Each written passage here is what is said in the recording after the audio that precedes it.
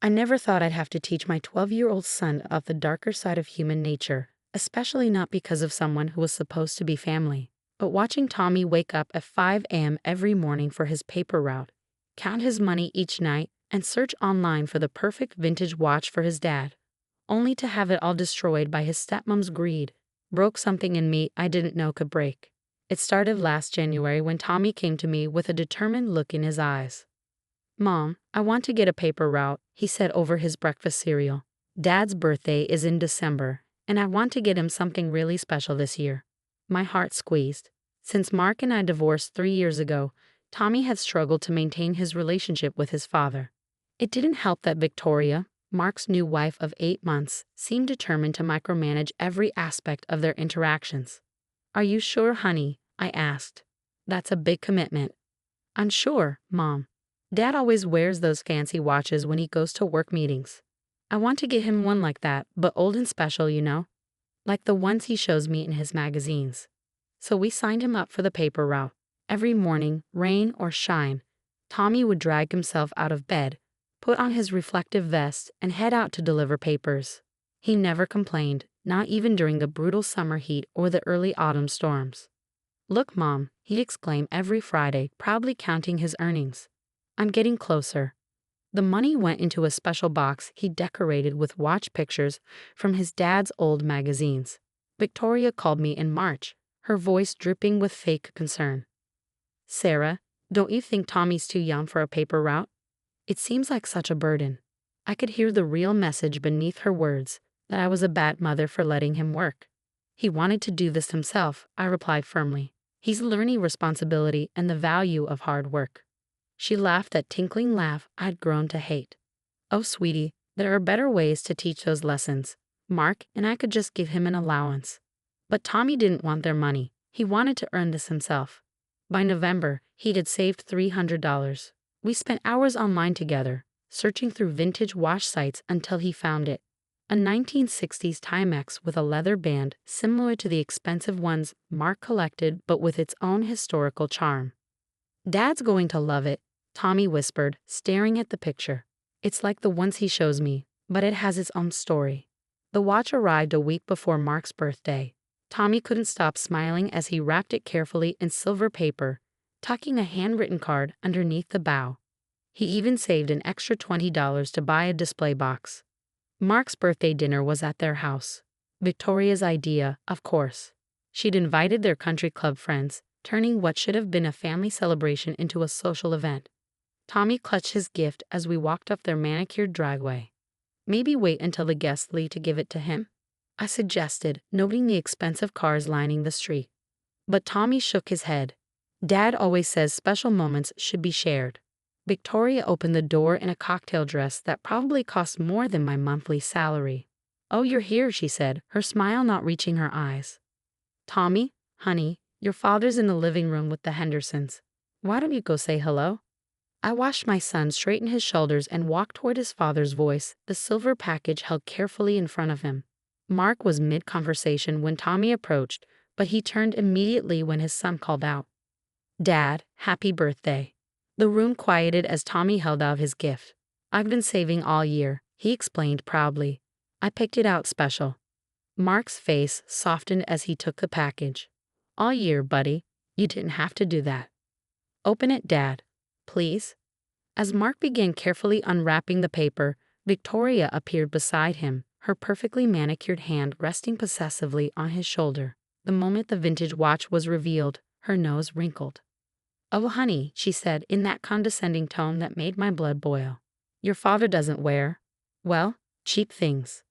Tommy's face fell. "It's not cheap," he protested quietly. "It's vintage, like the ones in Dad's magazines."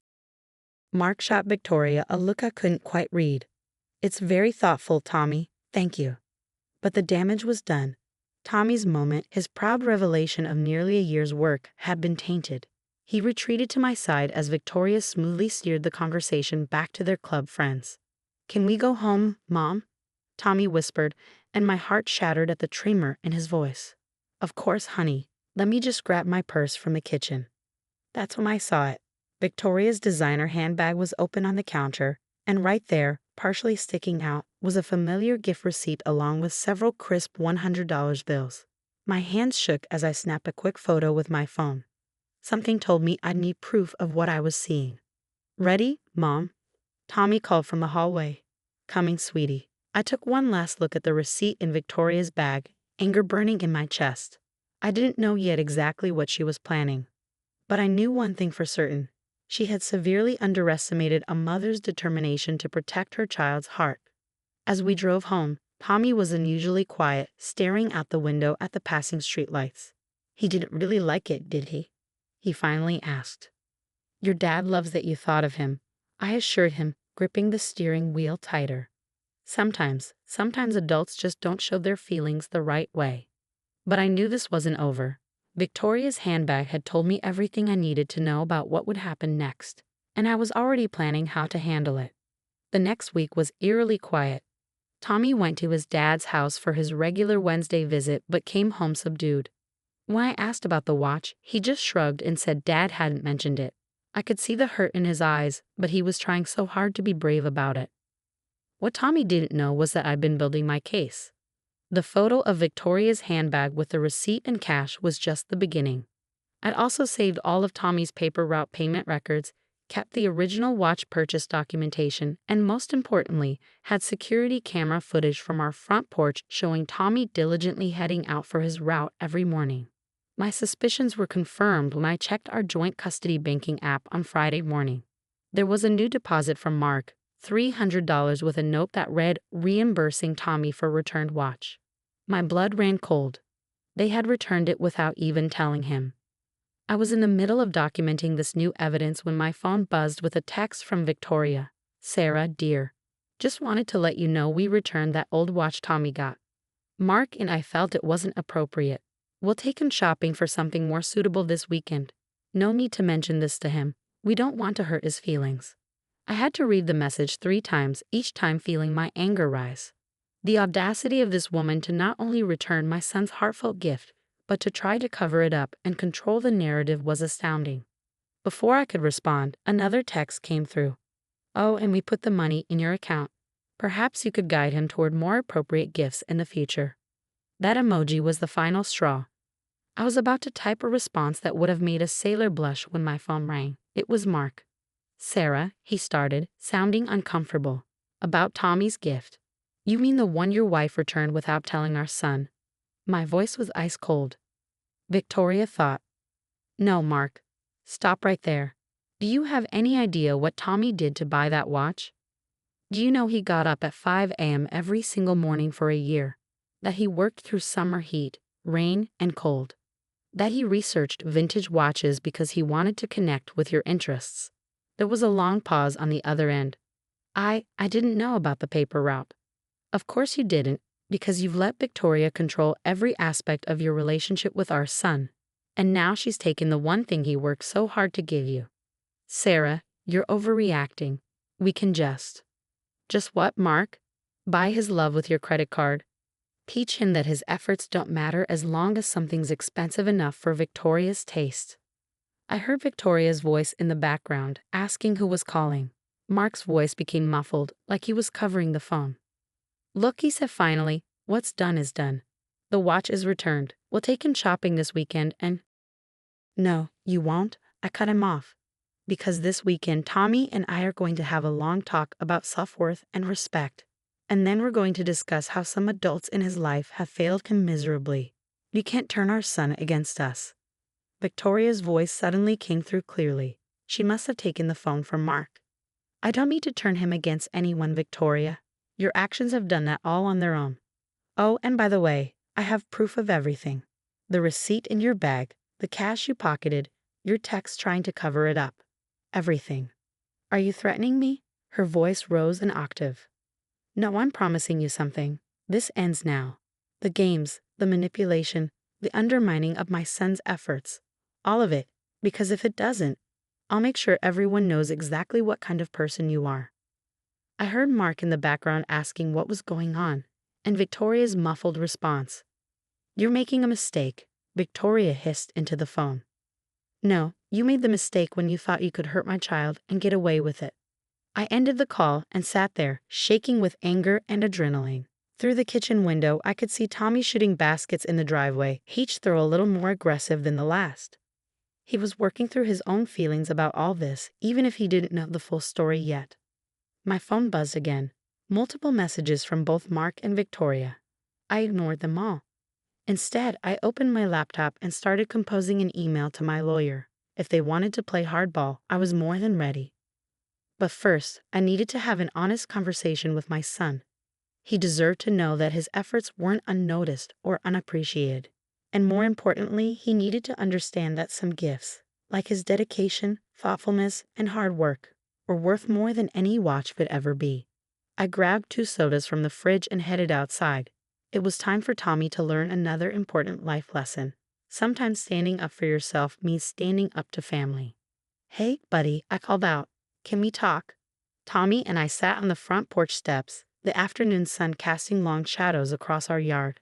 I handed him a soda and watched as he fiddled with the tab, something he always did when he was anxious. "Mom," he said before I could start, "I know they returned the watch." I nearly choked on my drink. "How did you find out?" He gave me a sad smile that looked too old for his 12-year-old face. "I heard Victoria telling Dad it wasn't appropriate for his image when I was supposed to be doing homework in the study. She didn't know I could hear them." My heart ached. "Oh, honey, I'm so sorry." "It's okay, Mom. I kind of expected it.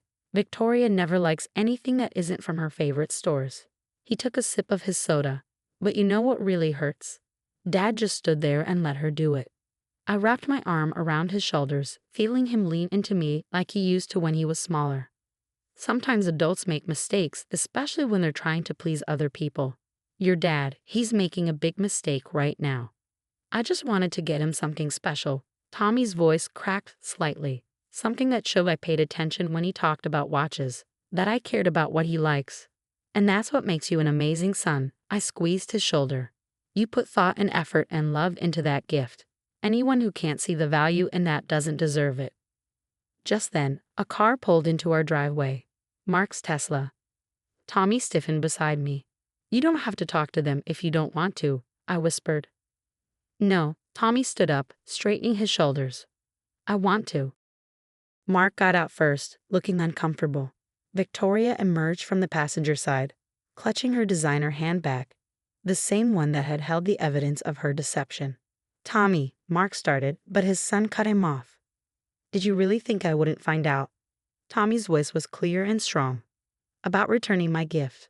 Victoria stepped forward, her heels clicking on our driveway. "Sweetie, we just wanted to get you something better." "No." Tommy's voice cracked, but he pressed on. "You wanted to pretend I didn't spend a whole year working for something. You wanted to replace it with your money like you tried to replace everything else." Mark's face paled. "Son, we didn't mean." "I got up every morning at 5 a.m., Tommy continued, tears now flowing freely. "I worked through rain and cold, and when I was sick, I researched vintage watches because Dad always talks about how things with history have more meaning.